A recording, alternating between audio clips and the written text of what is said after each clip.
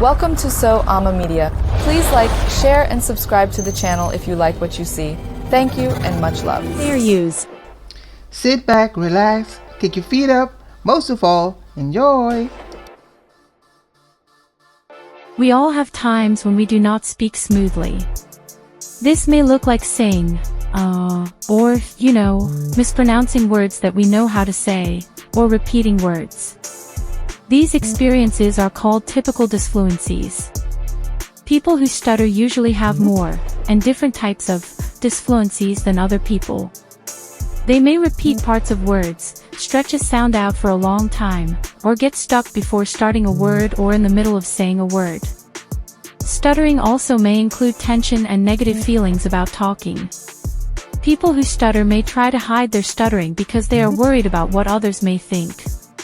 They may avoid certain words or situations, like talking on the phone. Stuttering can change from day to day. At times, you may be more fluent. At other times, you may stutter more. Stress or excitement can lead to more stuttering. People who clutter may speak very quickly and be difficult to understand. They may also have disfluencies that are like those that everyone experiences, not just the disfluencies that people who stutter tend to have. Some people who clutter have anxiety, and they avoid situations where they might have to speak. This can cause isolation and can reduce their quality of life. The following typical disfluencies happen to many of us and are not considered stuttering: adding a sound or word, called an interjection, I need to go home. Repeating whole words, cookies and milk. Repeating phrases, he is 4 years old. Changing the words in a sentence, called revision, I lost my tooth. Not finishing a thought, his name is I can't remember. When children are learning a lot of words or new speech sounds, you may notice some of these typical disfluencies. The following types of disfluencies happen when someone stutters: part word repetitions. One-syllable word repetitions, go away. Long, held-out sounds. Blocks or stops. You may also notice other behaviors like head nodding or eye blinking.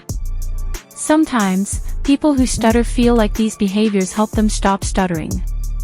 They may also avoid using certain words, or they may use different words to keep from stuttering. Personal feelings, situations, and the actions of others can affect the amount a person stutters. Here are some examples of things that may cause more stuttering. Personal feelings. Frustration. Excitement. Nervousness. Feeling rushed. Situations. Holidays. Crowded areas. Speaking on the phone. The actions of others, such as making fun of the person who stutters. Appearing impatient with the person who stutters. Bringing attention to the speech of a person who stutters. Trying to help by finishing words for the person who stutters. Cluttering. People who clutter have the following speech patterns: fast speech. A lot of non-stuttering disfluencies, like saying, and changing what they say. Unexpected pauses during speech. Saying sounds in a word in a very exaggerated way. Causes of stuttering and cluttering. Stuttering. Stuttering usually starts between 2 and 6 years of age. Many children go through normal periods of disfluency lasting less than 6 months.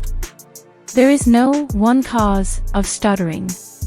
Possible causes include the following: family history. Many people who stutter have a family member who also stutters. Brain differences. A person who stutters may have small differences in the way that their brain works during speech, compared with people who do not stutter. Some factors make it more likely that someone will have an ongoing stutter. Gender. Boys are more likely to continue stuttering than girls. Data are currently limited to individuals who identify as male or as female. Age when stuttering began.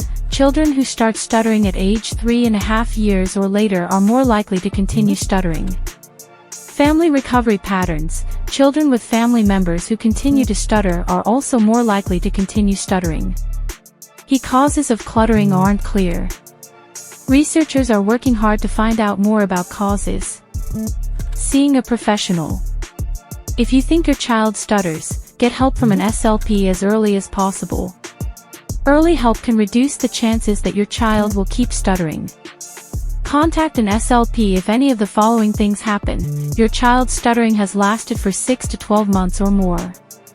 Your child starts to stutter late, after 3.5 years old. Your child starts to stutter more often.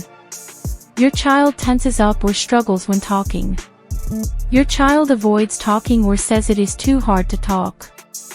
There is a family history of stuttering. Testing your child for stuttering and cluttering. It's important to see an SLP for testing. But it's not always easy to tell if a child stutters and/or clutters, so the SLP will check. The types of disfluencies, typical and stutter-like, the number of stutter-like disfluencies, how your child reacts when they stutter, and how your child tries to fix or change their speech rate. The SLP will ask if your child's speech affects the way they play with others, or if it's hard for them to speak in school. The SLP will use all of this information to decide if your child stutters, clutters, or neither. The SLP will also test your child's speech and language.